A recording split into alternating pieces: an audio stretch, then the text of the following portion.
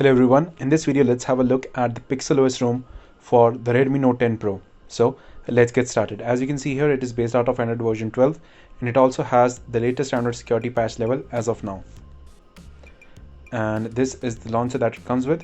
So this is basically a Pixel experience kind of a ROM but with some additional features. So you do get all the features that come with the Pixel ROM. And as you can see here, you have certain customization options, like you can customize what happens while searching in the launcher, and you have the option for at a glance notification dots.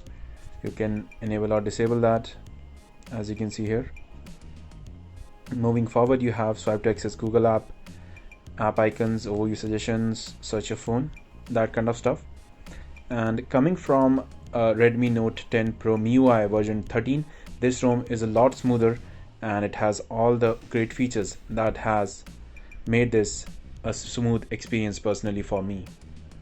And overall the battery life has been pretty good for me. However, sometimes I have noticed that even while normal usage, it randomly starts heating up a bit. I don't know why that is, and idle battery drain is quite high.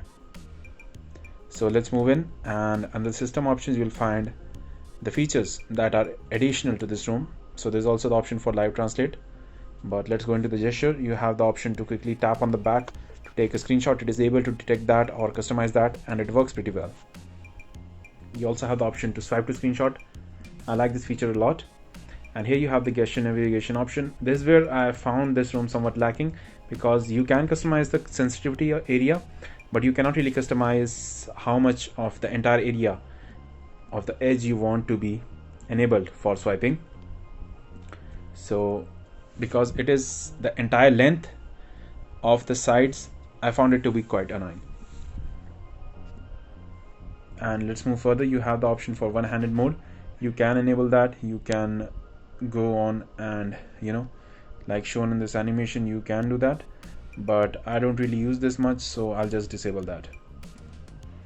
Now let's go in further. Oops, I came out.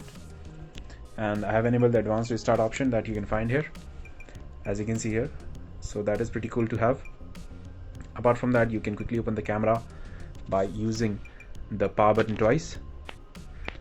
And let's move in further. You can long press or use some other feature to enable the torch. So I find that pretty handy in the dark. You can control the playback by holding down the volume keys to skip certain tracks.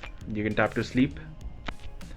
And apart from that, those were pretty much the only customization options that comes with this ROM, but don't fret, there are still some stuff left. So here is the adaptive brightness option that you can enable, and you can customize the lock screen stuff, as you can see here.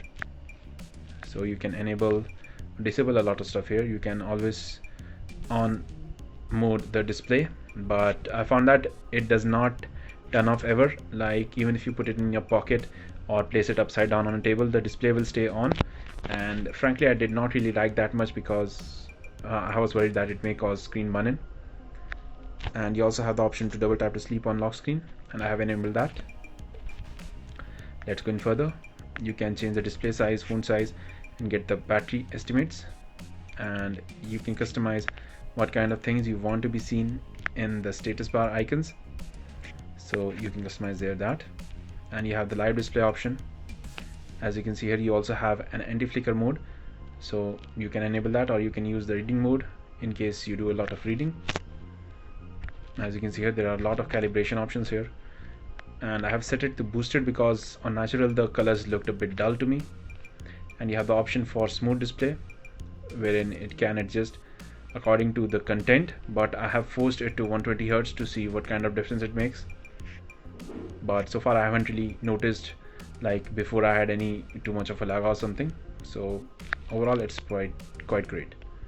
And you can select to full screen the apps, but I don't really do that. And one little handy feature that is tucked away is under the security section. You can find the face unlock option here. It works quite well, and I'm really glad this ROM has it. But do note that it is not as fast as stock ROM, but it is pretty close, so I like that feature. Overall, everything works well on this ROM. There hasn't really been an annoying bug or something that I have found which I could report, everything works as it should. So if you are a Pixel experience fan, or you want to use or get the Pixel experience on your Redmi device, this is the ROM that you could choose. And here are the quick toggles that you would find on the top, and with a one touch you can disable the camera and mic access respectively. So that is pretty cool.